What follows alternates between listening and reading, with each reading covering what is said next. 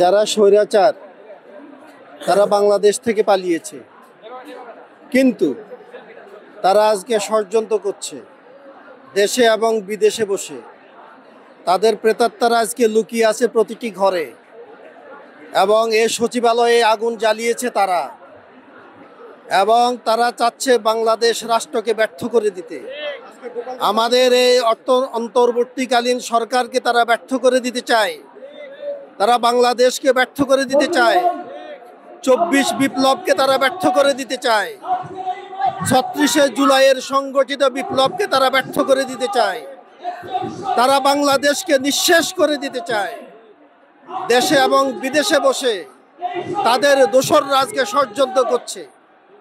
শেখ হাসিনা ইন্ডিয়াতে বসে ষড়যন্ত্র করছে, তাদের দোসররা সারা পৃথিবী থেকে ষড়যন্ত্র করছে।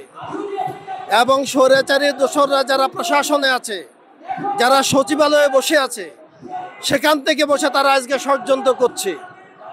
এই বৈষম্য বিরোধী ছাত্র জনতা আমরা সকলে মিলে তাদের সকল ষড়যন্ত্রকে রুখে দেব ইনশাআল্লাহ। আমরা বাংলাদেশকে তার লক্ষ্যে পৌঁছাতে চাই।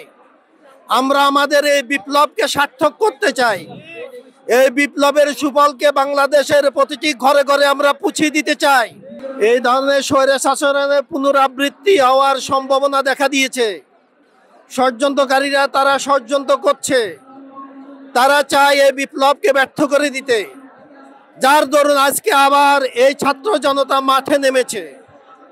আমি একজন ব্যাংকার, এই ছাত্রদের সাথে আমি আজকে এখানে কেন এসেছি এজন্যেই, একাত্মতা প্রকাশের জন্য, ষড়যন্ত্রকারীদের ষড়যন্ত্রকে রুখে দেওয়ার জন্যে, বাংলাদেশকে তার লক্ষ্যে পৌঁছানোর জন্যে। এবং এই ছাত্র জনতা যে জন্য তাদের জীবন দিয়েছে, শহীদ মুগ্ধ তার বুকের তপ্ত খুনকে মাটিতে ঢেলে দিয়েছে। শহীদ আবু সাঈদ দুহাত উঁচু করে গুলির সামনে নিজেকে বিলিয়ে দিয়েছে।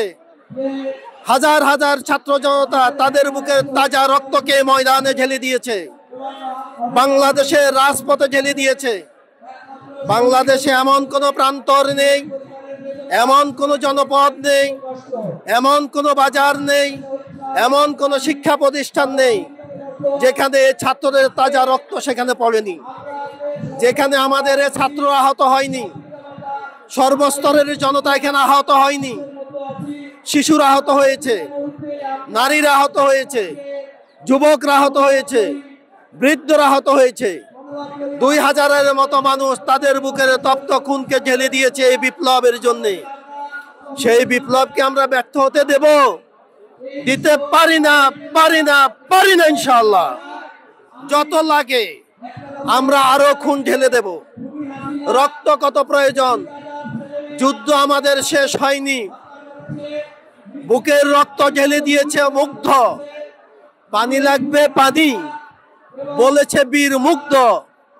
তার সোনার দেশ গড়তে চলছে এখন যুদ্ধ। স্বৈরাচারের গুলিতে লক্ষ প্রাণ হলো শেষ, স্বৈরাচারের পতন হলো, মুক্ত হলো বাংলাদেশ।